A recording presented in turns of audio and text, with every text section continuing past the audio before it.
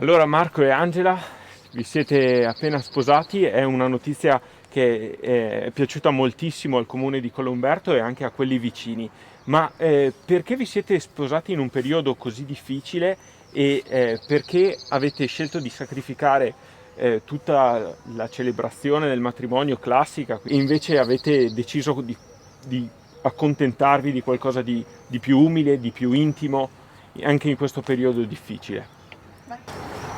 Diciamo che il matrimonio alla fine è nostro, mio e suo, quindi di conseguenza virus, non virus, l'importante insomma è quello che rappresenta questa alla fine, è quello che proviamo noi e dopo 10 anni passati insieme penso che sia stato un bel coronamento, voglio dire, tralasciando il fatto che abbiamo parenti sparsi un po' dappertutto, ma l'importante insomma siamo noi, è una cosa nostra e quando sono i genitori, i fratelli a essere presenti, penso che sia un po' sufficiente la cosa.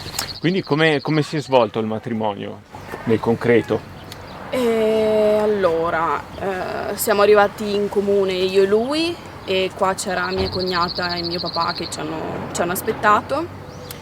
Al posto di mio papà doveva esserci mia sorella, però abitando in Svizzera purtroppo col coronavirus non è potuta venire. Eravamo, almeno io ero un po' agitata, non sembrava all'inizio, però un po' sì. Poi quando siamo entrati nella sala dove abbiamo celebrato il matrimonio, insomma un po' di ansietta si è fatta sentire. Beh, una domanda dolorosa, forse è un po' dolorosa, ma dove andate in viaggio di nozze? Avete già pensato a delle mete? Saranno in Italia? Sono tutti che spingono per andare in Italia. Allora, per il momento non credo che almeno per quest'anno andremo da qualche parte. Naturale. Beh, già è stata una guerra, sì, decidere la data, lo facciamo, non lo facciamo, teniamo, non teniamo. A parte che avevamo preso le ferie tempo fa, no? E la data incisa era appunto 29/4/2020. Ci siamo detti vaffanculo e lo facciamo lo stesso. Sì. Anche perché comunque per noi è una data, cioè, importante. Per me il 29 è sempre stato il mio numero, no?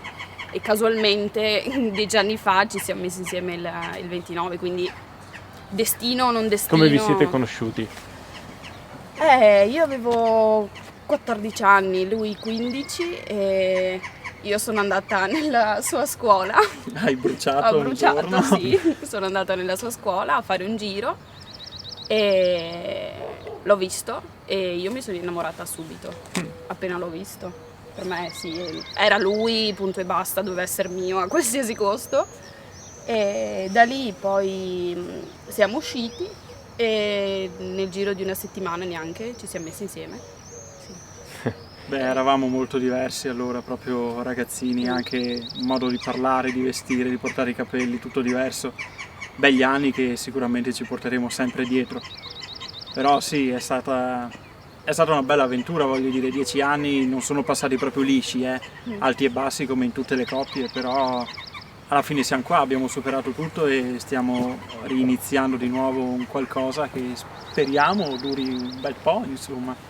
Cosa vi sentite di dire a quelle coppie giovani come voi che magari stanno insieme da tanto tempo, che si volevano sposare proprio quest'anno ma che non hanno potuto farlo a causa di questa pandemia? Che cosa avete un messaggio che potreste dar loro? Io penso che se in una coppia c'è l'amore, si possa superare tutto. Questo è un brutto periodo per tutti quanti, per le imprese, attività, anche semplicemente per un lavoratore normale. Però se uno ci tiene, se uno crede appunto nel matrimonio e nell'unione, non è un coronavirus che ti ferma. Anche perché, ripeto, per un matrimonio non serve la chiesa, non servono i fiori, non serve l'abito, non serve nulla. Servono solo due sposi che si amino e che credano insomma nell'unione e tutto qua. Non servono neanche soldi alla fine. No, sì. Se vuoi fare una cosa la fai, punto e basta. Non c'è niente che ti ferma. L'importante è che in quel giorno secondo me tu abbia la tua famiglia e fortunatamente lui l'aveva, io un po' meno perché ce l'ho un po' sparsa, però l'affetto si è fatto sentire in ogni caso anche se erano lontani, quindi siamo stati contenti così almeno. Beh, possiamo ritenerci fortunati, sì. Allora sindaco, una bella storia d'amore qui a Colle Umberto. Che cosa si sente di dire a questi ragazzi che hanno deciso di sposarsi nonostante il periodo difficile? bravi, coraggiosi, per fare una battuta. Sì, è una bella storia che sinceramente non pensavo potesse avere un eco così importante, perché fino a poco tempo fa sicuramente non avrebbe avuto risalto. Ieri invece questi due ragazzi che avevano chiesto appunto di sposarsi di mercoledì insistentemente, garbatamente, le pubblicazioni erano già state fatte anzitempo, ancora a febbraio, e hanno continuato a chiedere all'ufficio di potersi sposare. Quando mi hanno chiesto ho detto, vediamo se ci sono le condizioni, ci siamo informati con le circolari, è stata fatta una cerimonia intima perché ero io come sindaco, un dipendente comunale a distanza, due sposi ovviamente e due testimoni a distanza con mascherina e guanti. Gli unici senza mascherina erano ovviamente gli sposi per ovvie ragioni, anche per lo scambio degli anelli non c'erano i guanti. Però è stata una bella cerimonia, la sposa era emozionata, è caduta anche un po' di pioggia, quindi direi che tutto è andato per il meglio. A colpirla è stata anche il fatto che fossero 10 anni, no? Questa... Non lo sapevo, l'ho scoperto durante il matrimonio, perché è stata una cosa molto informale in certi passaggi, erano due ragazzi giovani e durante un passaggio mi hanno fatto capire appunto che ieri erano 10 anni che erano assieme, che erano fidanzati, di qui la ragione anche di sposarsi di mercoledì mattina e insistere di sposarsi ieri mattina.